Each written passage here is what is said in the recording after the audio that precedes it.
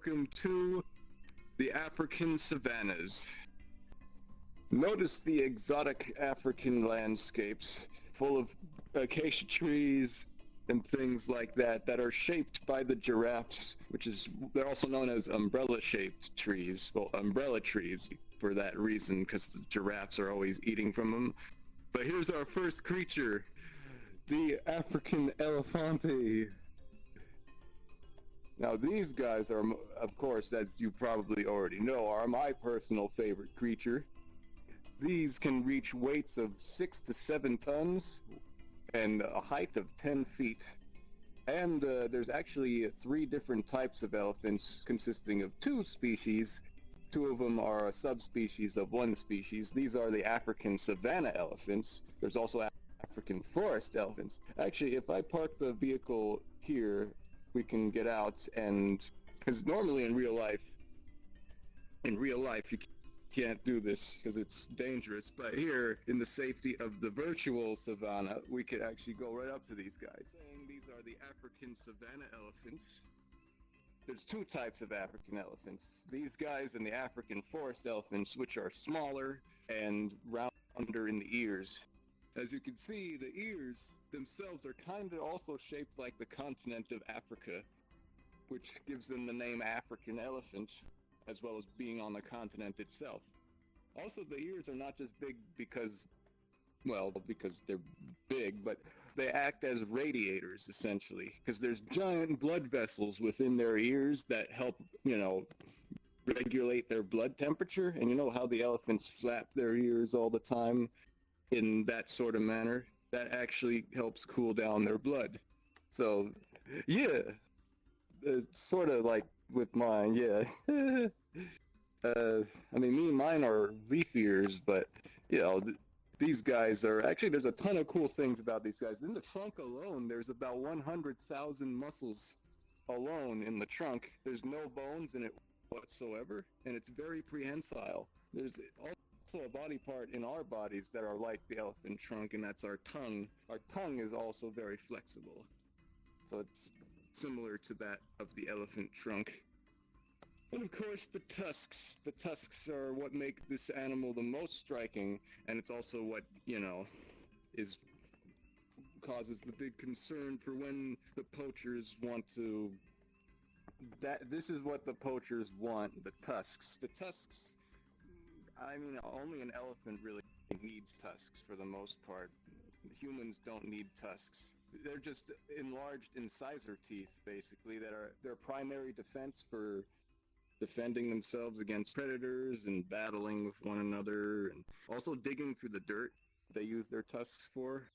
But now, in recent decades, the gene that produces tusks in the elephants is actually now being forcefully recessed because of the poaching crisis. There are fewer and fewer elephants being born with tusks now because of that, which is really saddening because these guys are beautiful with their tusks.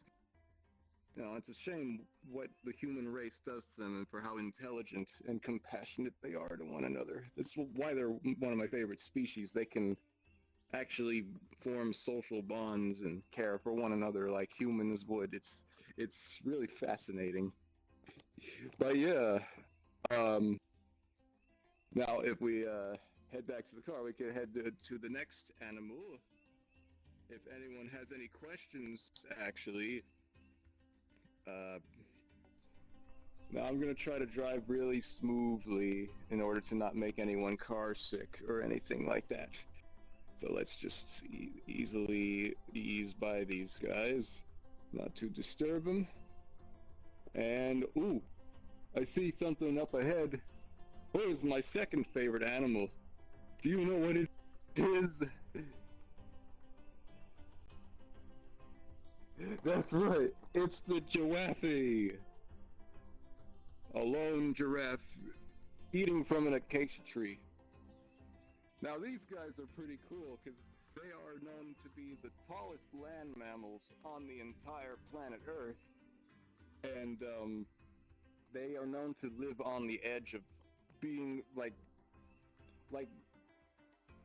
being on the edge of how possible it can be to be as tall as a...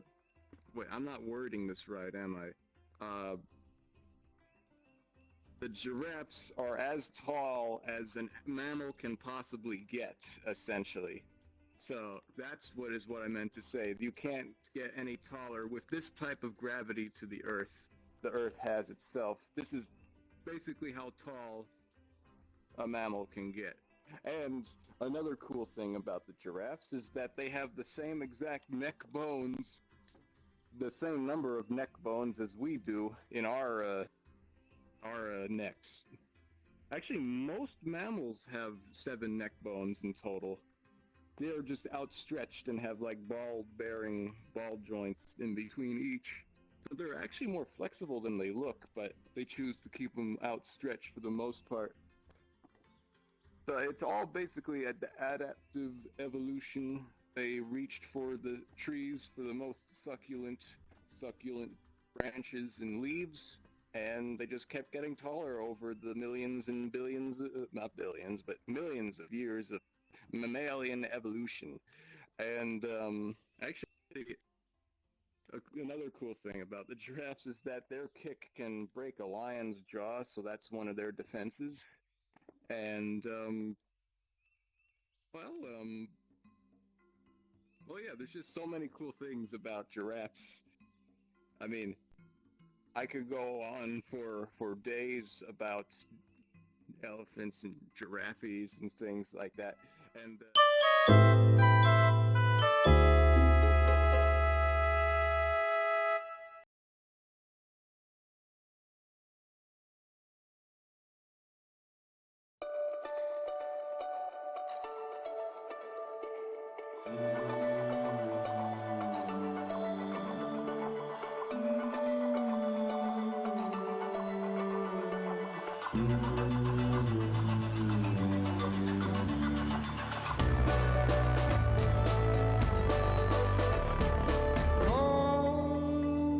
Suppose now shush,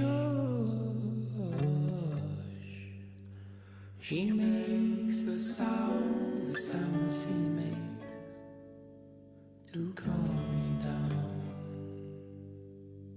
Oh.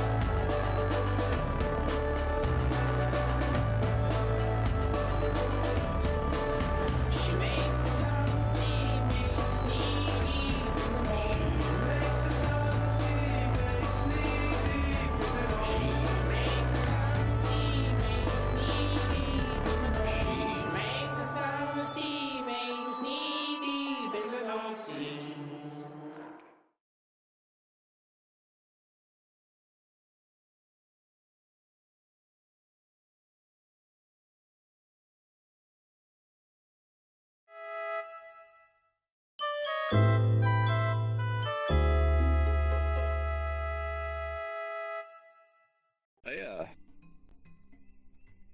Everybody in? Alright. You know, another cool thing about the giraffes is that they're known to actually disappear on the horizon because of that pattern that they have. That certain distinct coloration actually dapples their outline on the mirages that you see on the horizon. Very fascinating. Actually, the first explorers to discover the giraffe called them Giraffidae camelopardatus, which is Latin for camel in leopard skin. Since they didn't know what they were looking at, they thought it was indeed a camel in leopard skin. But, of course, now we know that the giraffe is its own species that's actually more closely related to cows. They're bovines, for the most part. And, they're ruminants, the 4-chambered stomachs, so they're able to digest anything they eat over and over again to gain the most nutrients out of it, because their diet consists of really nutrient-poor things, like very small acacia leaves and dry things like that in the arid desert. desert regions and savannas. It's very well adapted to creatures found here in the savannah. That's why I think it's the coolest place on Earth, because you got just so much cool things to see. Like, here, for example, we have oh, right over here. We're right by the lake here. Let me just go around this way. We got some gazelles on the left over here, which I will stop by at in just a moment. Here, I'll move over here. So yeah, these are the Thompson's gazelles. Unfortunately, they don't have idle animations. They're just stagnant. But the gazelles are pretty cool. They're one of the few animals, or actually a lot of animals, a lot of the antelopes have really high stamina. For when they are chased by cheetahs, they can run for a very long period of time at the same speed, while the cheetah needs to stop and rest for a little while. But yeah, these guys are pretty cool. Yeah. Now, if we head down the coast of this lake here, actually, if you look that way, I'm not sure. Can you see that way? Yeah, those weird-looking rocks jutting out of the water over there. Well, those aren't actually rocks. Those are hippopotamuses, which we're going to go see right now. Did you know that this vehicle is actually doubles as a submersible? So we could just go in right here, right now, with no problem at all. I know it looks like the cabin of the car is filling up with water, but I can assure you we are completely safe. No harm whatsoever. We're not going to stall out or anything like that anytime soon. But here we are, the hippopotamuses.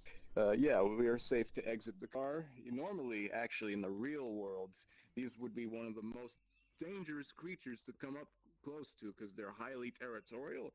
But, of course, here in the virtual savannah, you don't need to worry about that. They're very friendly creatures. Yeah. All the creatures here in the savannah world are very very friendly. Look at this baby hippopotamus. Yeah. Now these guys, their mouths are the biggest in pretty much all of the mammalian animal kingdom. So they're the biggest ones with the biggest mouth out of all the mammals. Right, and now you can see these guys are very well adapted to living a semi-aquatic life, always being submerged in water. Their eyes, nostrils, and ears are all at the top of their heads, so essentially their entire body can disappear under the water, and they would still be able to hear, see, and breathe while being completely submerged. It's pretty cool. And these guys are also part of the pachyderm family. They have thick skin like the elephant and rhino. Yeah. Yeah, that is pretty cool. But if they're out of the water for too long, their skin will actually dry up and crack, so they have to always be in the water. And they actually do roam around on the land at night. Well, because the sun's not there beating down on their skin all the time. Actually, I think hippopotamus is water horse in Greek or Latin. I gotta double check that if it's Greek or Latin, but it's pretty amazing actually. These guys, I'm telling you, in the real world, you do not want to be outside next to 5 feet away from one of these. They can run at 30 miles per hour. So, for how big and lumbery they look, they can actually, and they can also swim very fast. So, why don't we get back in the car and keep going? Look, we got another stand of giraffes right over here. Oh, look, there's a little baby. Oh, look. Hold on, let me find a place to park. One moment. Squeeze through here. I know there's a rock that I usually park at. Where is it? Oh wait. Oh, it's over here. Okay. Wait. Sorry. I just gotta find a place to just because the car tends to roll around wherever it wants. Hold on. Wait. No, it's still rolling. Hold on. I'm trying to just lodge it in here. There we go. Yeah. So here we have more giraffe. They're so adorable, you know, and there's only one other known relative of the giraffe in existence today on Earth, and that's the okapi from the Congo in Central Africa. Think of them as, if you've never seen them before, you've seen them before, right, Kally? Yeah. But think of them, they're almost like giraffes, but think of them as short-necked brown forest giraffes. They have the same tongue and everything like that. And they got the ossicones as well. Yeah. And they have a zebra butt, which is one of their most striking color patterns. And these guys, their color pattern actually helps regulate their body temperature, like how the elephant ears help regulate theirs. These guys use their patches as places that have many blood vessels to regulate their temperature by radiating the heat out.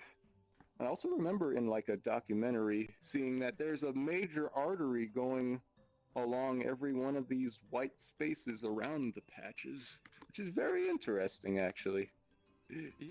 Right, so these guys, they have no top front teeth. Since they're ruminants, they tend to just, you know, chew cud most of the time by regurgitating it out of their four-chambered stomach, chewing it up again, and then swallowing it, and then it gets digested several times over and over again in their systems. And then once it comes out, you know, if you've ever been to a zoo, you've seen what giraffe poop looks like. It's very tiny little pellets. That's why, you know, because of that digesting over and over again, they basically take everything that they would like from it. That's completely opposite with the elephant, though. The elephant only digests 40% of the food they eat, and it all comes out in big messy piles, which are actually a good food source for many species in Africa. They get a lot of nutrients from elephant dung because so much of it is just left over, and that's why elephants are essential for the balance of the ecosystems in Africa. And yeah, everything is in perfect balance here, but there's still so much left to see. So if we get back to the vehicle here, I will jump into the driver's seat as normal. Once I push this enter button here, oh look! I wonder what it's the second largest land mammal on the planet. The rhinoceroses. So let's just get to a good distance to them.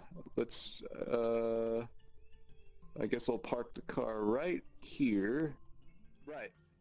Here we have the white or white rhinoceroses. These guys are also part of the pachyderms, since they also have thick skin, like I said earlier. But there's a cool thing on why they're known as white rhinos. So you see, when they were first discovered by the German explorers way back when, they saw how wide their upper lip was. And so they gave them the name of white rhino, white German meaning wide, as opposed to the black rhino, which has a pointed upper lip for browsing. These guys have the wide lip for lopping at vegetation on the ground, like the grasses and everything. They're grazers, while the black rhinos are browsers. But what I'm getting at here is that when the English explorers came and saw that these guys were already discovered and known as white rhinos, they actually misheard what they said. They thought they were saying white rhino, and so the name stuck since then. These guys have a misheard name as their species name. And these guys are actually, even though they look very menacing, they're very gentle by nature. It's just, you know, when you get too close to them or rile them up, they can get kind of rowdy. But yeah, they're pretty good by nature, and their horns are made out of the same material as our fingernails and hair, which is known as keratin. They have no medicinal purposes whatsoever, which I don't know, parts of Asia seem to still believe and still pay people in Africa thousands of dollars to go out and poach these poor animals, which angers me so much. But, you know, that's, nowadays it's being well taken care of with all the anti-poaching units out there protecting these species from extinction. And, you know, that's exactly what we want. We don't want to live in a world without really cool animals, right? Or else we'll get extremely bored if there was nothing else living on this planet besides us, right? I mean, you guys probably get bored of seeing humans all the time anyway, so, you know, it's good to have many, many creatures still living with us. It's also good for the next generation to know that we are not the only things living on this planet. So, you know. They're really making a comeback now with all the protective parks that are in Africa already, with all the reserves and reservations. And actually, from my recent trip to Lewa Conservancy, there's about 400 white and black rhinos living there already, with no poaching crisis having happened in 4 years. So they're doing really well nowadays. But yeah, their eyesight is kind of poor, but their hearing and smell is phenomenal. So they can hear and smell anything that would potentially attack them from several hundreds of, well, not miles, but like maybe a half a mile away? That's sort of, I gotta double check, but I do know they have those good senses there. It's just that their eyesight is very not good, but yeah. Yeah, he's kind of shaking his head around. They are still vigilant, hearing-wise, rather than, huh? What? Oh, yes, they're odd-toed ungulates, they're known as. They have 3 toes on each feet. So, that's basically, that's how unique they are in the animal kingdom. While most creatures have even-toed hooves or feet, the rhinos have odd-toed feet. So they got 12 toes, while horses have 4 toes because they got 1 hoof on each foot. They're another odd-toed ungulate. These guys are actually relatives. Well, I mean, not distant or, I mean, close relatives, of course, but they are close enough to the horse itself. They are distant relatives, I believe. Yeah. But here, yeah, if we keep on going this way, back to the vehicle, we'll head to... Alright. So now, you see that really pointy-looking rock up over there? That is basically the real Pride Rock. Well, the virtual real Pride Rock. It's actually based off of the real Pride Rock that I visited back in 2016 in Kenya, after Squishy took reference of the photographs that I took of it and made that right there. Which is really cool, because now I can visit the real Pride Rock at any time I want. You know, actually, it's the same rock outcropping that the animators from Disney actually went to visit to gain inspiration to make Pride Rock in the movie The Lion King. The Lion King, which the first movie I ever saw as a 1-year-old, and then influenced pretty much the rest of my life. So here, we're gonna do a bit of rock climbing here with the car. Don't worry, it's a very strong vehicle. Just, let me just get it up these rocky cliffs here. Yeah, come on, baby, come on. Come on. Don't worry, we're gonna get there. There we go. Alright. Now here we are at, I think, one of the highest points in this map. Let me just park it right here so it doesn't roll away. Okay, there we go. Now, normally in real life, this would be incredibly stupid to do, to get out of your vehicle in front of one of the highest apex predators on all of the planet. But since we are in the virtual world, nothing's going to attack us here. So here we have the king of Africa and his mates. These are the lionesses, the ones who do most of the work and the hunting, since they're more agile for it. And then the king over here marking his, or calling out to his territory. He's basically making a territorial call saying, this is my land, my territory. Everyone else keep out, and stuff like that.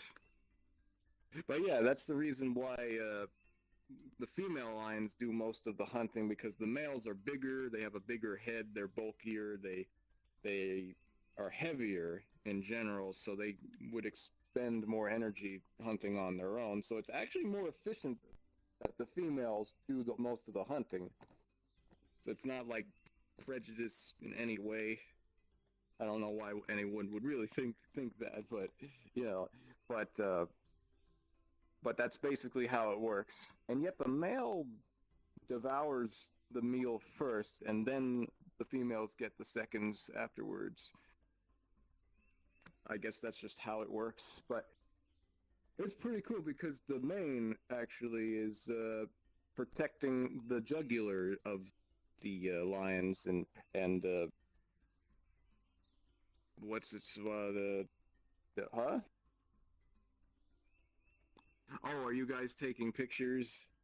Yeah, it is a pretty place, pretty view up here. Yeah. But you see, sometimes when a lion hunts, it goes for the jugular to kill their prey. So when they are fighting with one another, the males, they will go for their necks. So basically, the really big, thick mane they have essentially protects those vital arteries in their neck. And it's also a good way to show how healthy they are to females looking for a suitable mate. Yep. It's a very reasonable why they have such a mane around their necks. I mean, they don't call them the kings for nothing. The king of Africa, not the jungle. Lions are not found in the jungle. They are found in Africa. They're found in the plains, the savannas. That's why they have a golden coat to blend in with the grass. You saw how golden the grass looked. Good camouflage, basically.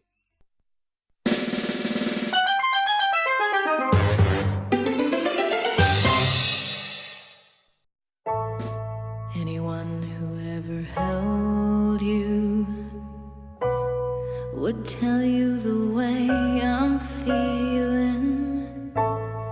Anyone who ever wanted you would try to tell you what I feel inside. The only thing I ever wanted was the feeling that you ain't faking. The only one you ever thought about.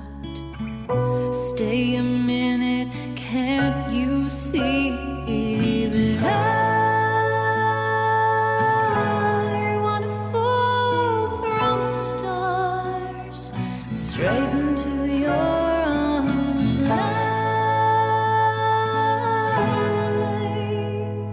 I feel you, I hope you comprehend. I wanna fall from the stars straight into your arms, and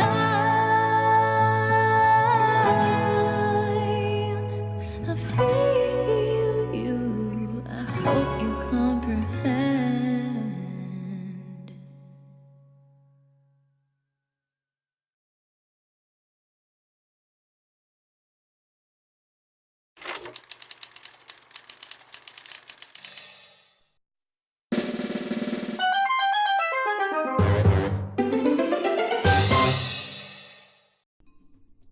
So yeah, the cool thing about the black rhinoceros is actually they get their name, the black rhino, because they tend to mud wallow in volcanic mud, which gives them a dark coloration. And we have another giraffe over here drinking from the water hole, which is pretty cool here. This is actually when they are the most vulnerable to predators, when they have to splay their front legs to essentially bend down to drink. And they actually have special valves within their neck that prevents blood from rushing to their head. The special blood vessel valves, essentially. But yeah, they in real life you can actually see the water go up their neck when they drink it. It's very fascinating, actually. But there's another animal here that we have to do a bit of rock climbing for. So if we come up this way, just follow me up these hills here. Yep, so here we have the cheetahs. In the next build of this map, the cheetahs will actually be where they're normally found, within the grass and on termite mounds. This is just where Squishy placed them. But the cheetahs are pretty cool. They're the fastest land mammals on the planet, topping at speeds of 70 miles per hour.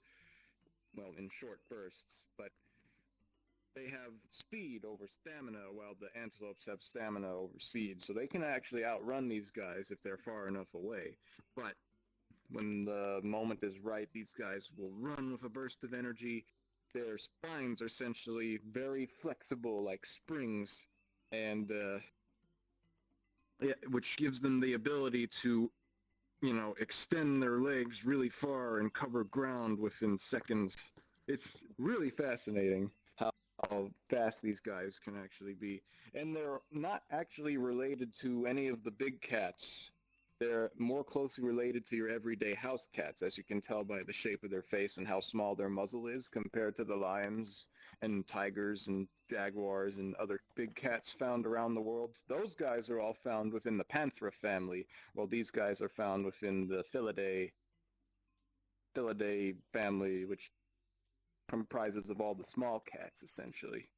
So they are adorable. And, there has been a theory that these guys were actually domesticated by ancient Egyptians thousands of years ago, which is why you sometimes see them jump into safari vehicles in real life and just hang out with the humans, not wanting to attack them in any way whatsoever. They're quite mysterious creatures, if you think about it.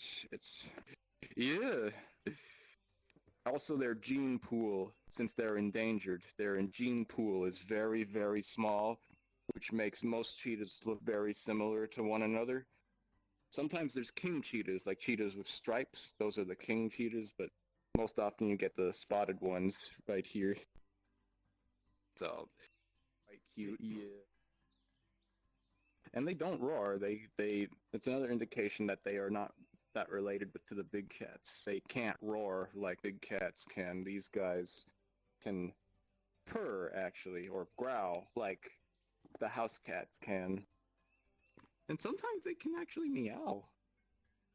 Pretty interesting. Yeah. Let me see here.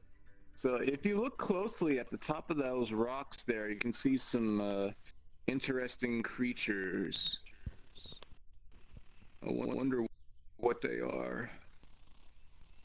Oh, they're spotted hyenas. Oh, nice. Let's go around and see if we can get a better look. Oh wait. Oh, hey, there's some down over here. Oh, there's a whole family. Hold on, let me just nudge the car vehicle here. Now these guys are pretty cool because they have a matriarchal system rather than the patriarchal system that the lions do. These guys are run by the highest ranking females. They're the most dominant, essentially, while the males are the lowest ranking. So it's opposite of lions. But these guys, they're more closely related to the cats rather than dogs, as some people mistake them to be more related to. They're not actually related to the dogs of the world. And also, they have the strongest jawbone pressure, like, what is it, the pounds per square inch? Yeah. They can grind up bones with their teeth and swallow them whole. That's why their poop is very much full of calcium because their stomach acid is extremely strong that it can break down bone and bone marrow. It's really crazy. So they'll essentially eat the whole prey animal they hunt.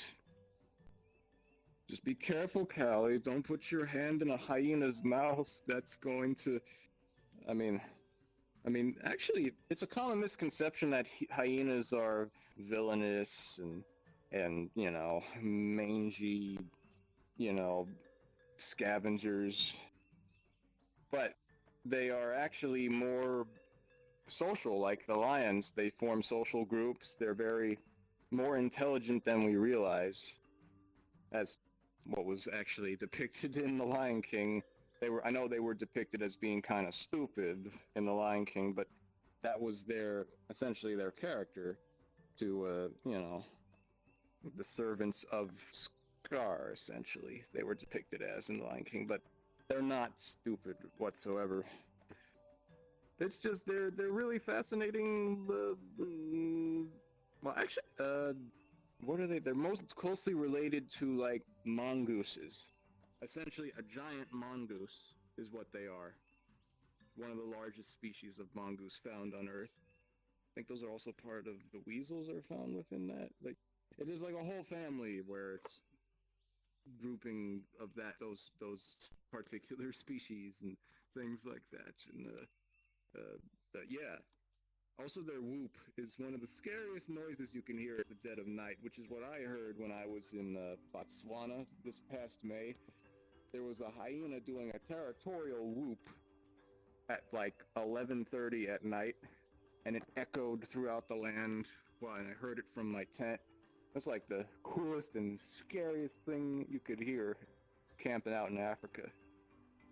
You don't want to run into these guys at night.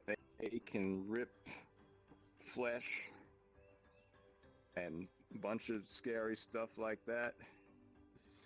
It's crazy, but cool at the same time. Yeah. Kally, no, be careful. Be careful. They got a very high pounds per square inch bite force on their jaws. I mean, look at those cheeks they have. Huh? Who turned the radio off? That's my favorite channel, man.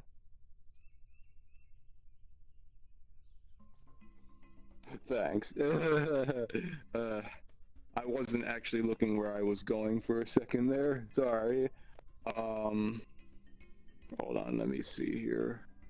Oh look! It's another group of elephantes! Oh hey, is that one eating from a tree? Oh, we haven't seen that yet. So yeah, the elephants, as you know, are the biggest creatures on the planet, is what I said, yeah. And their diet mainly consists of plant matter, as you can see that one eating right there.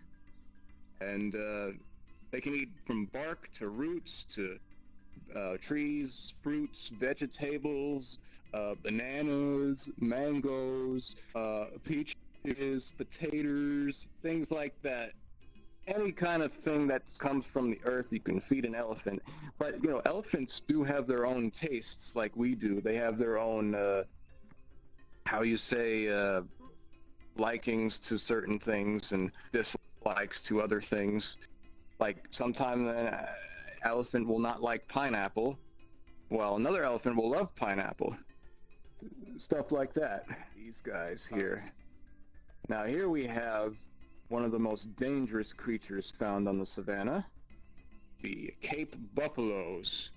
These guys are extremely territorial, and, well, you wouldn't really want to mess with them in the real world, but they are extremely, grumpy at times. But of course here in the virtual savannah you will not have to worry about getting pummeled by these guys, because, well, I mean, they don't have any animation that will make them move around. So essentially they are the cows of the savannah. They're the bovines, the true bovines. Well, I mean, giraffes are part of the bovine family, as well as all the antelope species found. But these guys are the most cow-like creatures.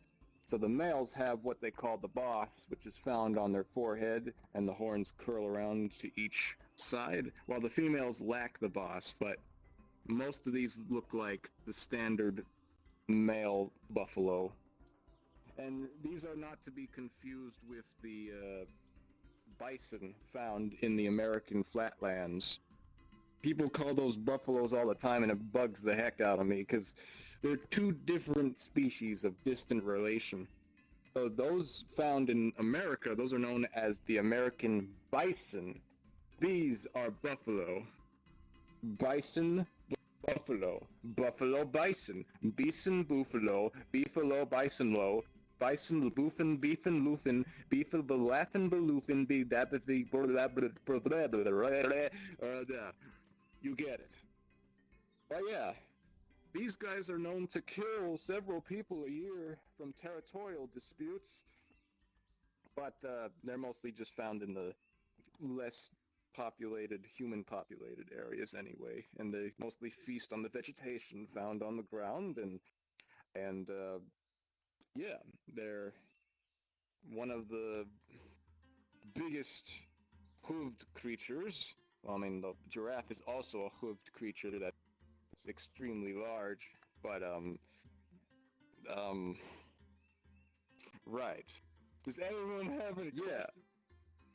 Even though they do seem grumpy most of the time, they're very protective of their kin, and will actually fight off crocodiles and things that would attack their young. I've seen it in footage, actually. It's very, very cool how some of the time these, like the battle at Kruger footage, at Kruger National Park, there was like a little baby buffalo that had a lion grabbing on one end of it, and there was a crocodile grabbing on the other end of it, and this whole herd of buffaloes just came in and knocked both of those predators away, and the baby was saved by its family. Really cool things, and stuff like that is happening in Africa every minute, anywhere throughout the continent as we speak. It's freaking amazing. This is why I love Africa so much. It's just there's so many cool things to see, and so many cool things happening, and yeah, it's amazing. All right. Well, then we'll go this way, over the hills and through the grass to wherever we go. Something today. Oh, look, an equine species. So here we have the zebras, also known as the Z animal. These are, in particular, the Grevy zebras. Yes, so here we have the zebras. These in particular are known as the Grevy zebras. I can tell they're Grevy zebras because if you look closely at their bellies, their stripes end just before the belly. That's what makes the Grevy zebras unique. They have very thin stripes compared to the Grant zebras. Grant zebras have really wide stripes on the rump here, and their stripes will connect under the belly, while these guys are as such as you see here. They're also larger than that species, and more donkey-like. They're more like donkey or mule-like in the zebra families, while the Grant zebras are more horse, pony-like. But they're all equines. They're all essentially horses, basically. They're very, very, very beautiful. They say that the pattern that the zebras have actually confuses predators when they are all grouped together in a giant group. The pattern breaks up each individual's outline, which makes it harder for predators to actually single out a sickly one or a young baby throughout an entire herd. So basically, they used the power of visual confusion to help save themselves from being eaten. Isn't that freaking amazing, or what? Visual confusion is what the zebras are. That's just, it's just fascinating, like how life as the character from Jurassic Park, as Dr. Ian Malcolm would say, life finds a way, right? Life finds a way. And it sure is freaking amazing how it always finds a way. Here, there's one more species left to see, I think. Yeah. Oh, you chose a good visual point. But here is the biggest reptilian you could find on planet Earth, the Nile crocodile. Let's go out and see. Now these guys, uh-oh. Why is it still rolling? Hey, wait, no. I got it. Hey, get out of the seat. I got it. No, you gotta push the exit button to get out of the, you don't just exit out of the seat. You gotta push the middle exit button right there.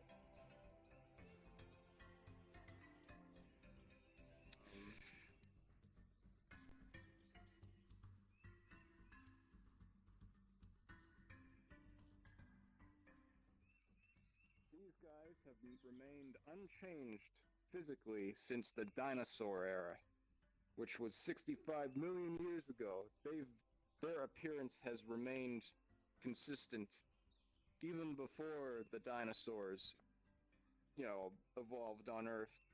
They have reached optimal evolutionary adaptation where they have the optimal form to catch prey the easiest. Well, of course, without sunlight, they get no energy. Since they're cold-blooded, they need to sunbathe like these guys are doing to regain energy. And, yeah, he sees you. He sees you. What's the matter? What's... Are you afraid of crocodilians? Or... I mean, I don't know who wouldn't be, but... What? She doesn't have crocodile eyes. Those are... But you're a fox girl, right? So foxes have... Do foxes have slit eyes? I thought... Do they have slit eyes? Actually, I gotta look that up. Wait, are you secretly a crocodile? Because you have the same slit eyes as the... No? Okay. No. No, I'm just kidding. I'm kidding. It's okay. Just...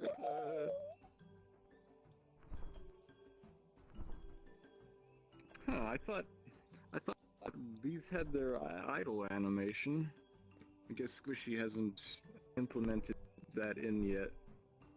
I guess there are plans to put more crocodiles around the banks of this lake here. So that'll be... Hey, that might be... Oh, no, I thought we were having airtime there. Sorry. I think that might be all of the creatures in the world so far. But I've discovered so many cool places around here.